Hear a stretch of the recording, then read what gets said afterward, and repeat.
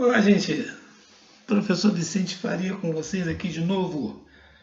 E a nossa terceira aulinha. Ok? Muito bem. Análise sintática e vamos começar a estudar o sujeito.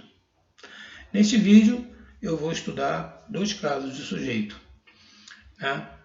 Ambos sujeitos determinados. Ou seja, aqueles que podem ser revelados por aquela perguntinha, né? Quem é que é que? Aí eles são revelados pela oração, correto? A aula vai ser toda em frases. Eu dou as frases e a gente vai analisando. Muito bem. A primeira frase, cada dia melhora a sua performance o artista. Muito bem. Perguntinha? Quem é que melhora a cada dia a sua performance? O artista. Se eu tenho o sujeito, o artista, eu tenho apenas um substantivo aí com o qual o verbo concorda. Esse substantivo é um núcleo único. Este sujeito é simples, porque o sujeito simples é aquele que contém apenas um núcleo. Esse núcleo pode ser um substantivo, um pronome substantivo ou algo equivalente, correto? Normalmente é um substantivo. Nós então temos aí o sujeito simples. Professor, mas o sujeito dá depois do verbo aí, isso aí ficou meio difícil para mim, né? A tendência é a gente achar que é alguma coisa que está antes, não. Quando você faz a pergunta, esteja o sujeito onde estiver, a resposta àquela pergunta é o sujeito. Ela determina o sujeito. Perfeito? Ótimo. Outro exemplo. Meninos, entrem, por favor. Quem é que entra? Isso é fácil. Meninos. Eu. Dado. Vocês lembram da última aula? Tem uma vírgula aí. Meninos é a palavra que eu estou usando para invocar, para chamar. Meninos é um vocativo. Tem uma vírgula aí. Eu não separo o predicado do verbo, do predicado do sujeito, por vírgula. Isso não pode ser sujeito. Tá, mas tá no plural e tal, mas porque eu estou usando para chamar e tem mais de um.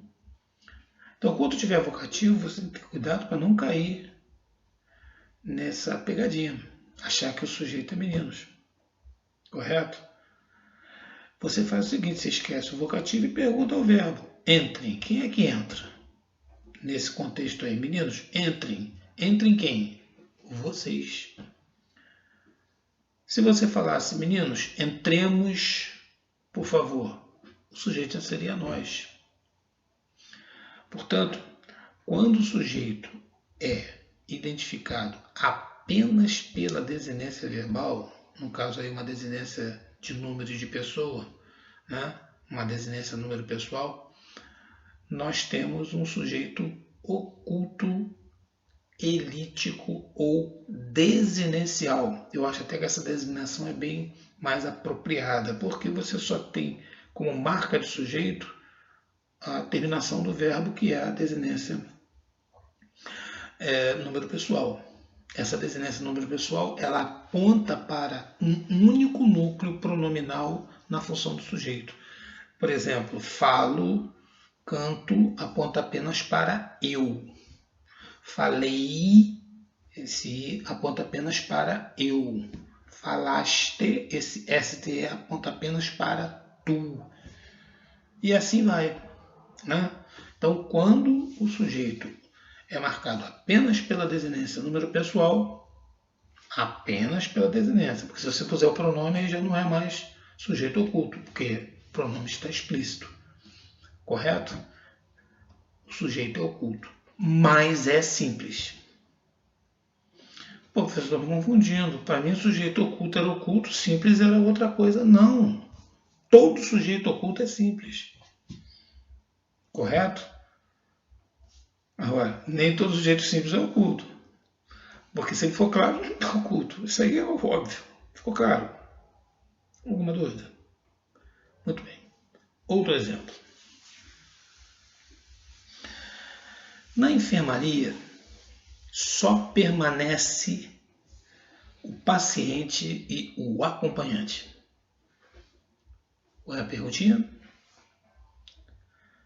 Só permanece o paciente e o acompanhante. Quem só permanece na enfermaria? O paciente e o acompanhante. Ou seja, a permanência se estende ao paciente e ao acompanhante. É isso? Então eu tenho um núcleo paciente e tenho um núcleo acompanhante. Tem mais de um núcleo.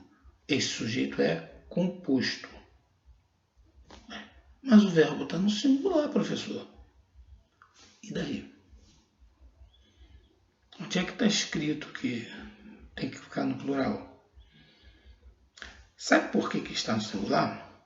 Porque toda vez que o sujeito é composto e está depois do verbo, eu posso concordar com o núcleo mais próximo, num processo de concordância que nós chamamos de atrativa, porque nós concordamos com o mais próximo, mas nos referimos à totalidade, quando o sujeito é composto e posposto, ou seja, está depois do verbo. Mas eu poderia falar no plural, por exemplo, na enfermaria só permanecem o paciente e o acompanhante. Claro que sim. E aí seria a concordância rígida, gramatical, tal, aquela coisa, né? A totalidade, sem problema. E se eu puser na ordem correta? Aí na ordem correta é outra coisa. Né? O paciente, né? O paciente e o acompanhante podem, permanecem na secretaria, na enfermaria.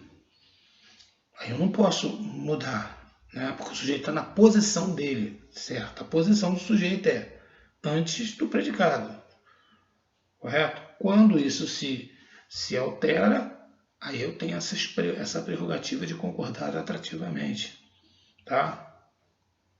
Ficou claro isso? Só para enriquecer aqui os exemplos, eu falo, por exemplo, sair eu e você. Sair eu e você. Troca. Saiu você e eu. Fiz a concordância atrativa, porque você e eu são dois núcleos do sujeito composto. E está posposto ao verbo. Então, no primeiro eu concordei com o eu, que o eu apareceu primeiro. No segundo eu concordei com você apareceu primeiro. Mas eu poderia falar saímos eu e você, ou saímos você e eu? Poderia, sem problema. O que você não pode fazer é fazer a concordância atrativa com o sujeito na posição normal. Eu e você saiu. Aí nem dá para nem soa bem, né? Tá certo? Perfeito. Eu vou agora falar para vocês de alguns cuidados que vocês devem ter com tanto o sujeito composto quanto o sujeito simples. Mais com o sujeito composto. Olhem essas frases. Se eu falar assim, tanto o aluno quanto o professor estiveram na festa da escola. Tanto o aluno quanto professores ou o professor estiveram na festa da escola. Quem esteve na festa da escola? Tanto o aluno quanto o professor. Correto? Ou se eu disser assim, você, tanto quanto eu, gostamos de futebol. Quem gosta de futebol? Você, tanto quanto eu. Esse tanto quanto tem valor de e. Olha só. Os alunos e os professores, ou o aluno e o professor, estiveram na festa da escola. Tanto quanto e. Na segunda frase, né? Eu e você gostamos de futebol. Um detalhezinho. Porque, na verdade, não é tão... não é tão, não tão igual assim, né? Há uma equivalência sintática, morfológica, mas no plano da semântica há um detalhe, assim, há um matiz diferente, um tom diferente. Como assim, professor? Quando eu escolho colocar eu tanto quanto você, e não eu e você, é porque eu quero, além de colocar soma, né, agregar um valor aí ao conectivo tanto quanto, agregar um valor comparativo, que o E não daria. Se eu falar assim, eu e você gostamos de futebol, ficaria apenas a ideia de eu mais você, a ideia de soma tão somente. Mas se eu falar eu tanto quanto você, existe a ideia de soma e subsidiariamente existe a ideia de comparação. Né? Numa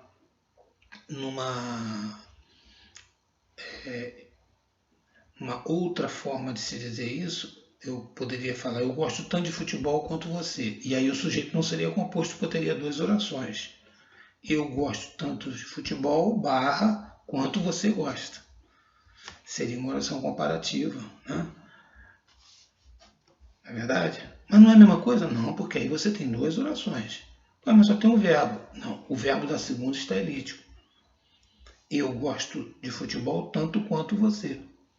Na oração comparativa, normalmente você não coloca o verbo porque ele normalmente é o verbo da oração principal. Isso é um caso que nós vamos estudar lá em oração, mas já fica aqui o registro. São coisas sintaticamente diferentes. Tá? Eu preferi fazer essa comparação na adição subsidiariamente, né? Como uma ideia subsidiária. A ideia é de soma, mas ali reside ali um certo matiz comparativo. Expressivo, claro. Né? Outro exemplo. Se eu falar com vocês assim, pai com filho formam uma dupla imbatível. Quem forma uma dupla imbatível? Pai com filho. Esse com tem valor de e. Né? Pai e filho. Tranquilo, sujeito composto, pai e filho são núcleos, ponto final. Agora, olha esta outra frase. Pai com filho não pode ficar desempregado. Quem não pode ficar desempregado? Pai com filho. Ou seja, o pode ficar desempregado se refere ao filho? Não, só ao pai. Esse com filho aí é um adjunto adverbial, adjunta de nominal de pai. Esse com tem valor, assim, grosso modo, de D, pai de filhos, ou seja, homem com filhos. Né? Houve um reforço aí da ideia de pai. Claro que o pai tem filhos, mas se reforçou a ideia aí, e aí você construiu o adjunto adnominal. Esse com aí tem valor de D, pai de filhos. Né? Portanto, ele é sujeito simples. Filhos não vai ao núcleo do sujeito. Né? O núcleo é só pai. Portanto, o verbo fica no singular. Tem vírgula aí? Não. Você não coloca vírgula entre o adjunto adnominal e o núcleo. Tá certo? Tem que perceber. Mas, professor, como é que eu vou saber? Você deu a frase solta? Sim, eu dei a frase solta. Mas no texto, na prova, ela vem no contexto. Você vai poder resolver isso de forma mais clara, porque vai estar evidenciada esta ideia que eu estou passando aqui, ou outra ideia. Né? Mas eu estou passando esta ideia para vocês terem cuidado. Outro exemplo. Pai vírgula. Com filho, vírgula. Viajou. Quem viajou? Pai. Não é com filho? Não. Esse com filho aí é o adjunto adverbial antecipado. Como ele foi antecipado, ele está separado por vírgula, porque ele está entre o sujeito e o verbo, tá vendo? Isso aí é a mesma coisa que dizer assim, ó, pai viajou com um filho. Este com, diferente dos dois primeiros, ele tem a noção de em companhia de. Portanto, isso aí seria um adjunto adverbial de companhia. Companhia, gente. O adjunto adverbial ele pode designar várias circunstâncias. Né? Companhia, meio, modo, assunto, matéria, vai por aí afora. Né? Ele se cortou com vidro. Matéria. Com o que ele se cortou? Com vidro. Então isso aí, a classificação semântica do adjunto adverbial, ela vai depender da circunstância que envolve a ação. Correto? Portanto, vamos fazer então o resumo. Hoje estudamos o sujeito determinado. E o sujeito determinado pode ser simples, e o sujeito simples pode estar claro ou oculto, elíptico, desinencial. O sujeito simples é aquele que tem apenas um núcleo. E o sujeito composto, que é aquele que tem mais de um núcleo. Chamei a atenção de vocês para a questão de concordância, colocando logo o sujeito posposto, que é para vocês não caírem, não se deixarem levar por pegadinhas, né? E com outras formas de conectivo, né? Dos núcleos do sujeito composto, correto? Há alguns outros detalhes, mas não são detalhes relevantes para você entender para você ter esse início do entendimento. Na próxima aula falarei do sujeito indeterminado e do sujeito ou da oração sem sujeito ou sujeito inexistente. Essas duas aulas são importantíssimas porque eu vou falar do sujeito indeterminado e aí eu vou ter que falar de umas outras coisinhas que envolvem inclusive vozes verbais e tal. Então não percam essa próxima aulinha. Hoje ficamos por aqui. Espero que vocês tenham gostado. Deem aí o seu like, sua curtida e vamos estudar essa língua, a nossa língua portuguesa. Tchau, forte abraço.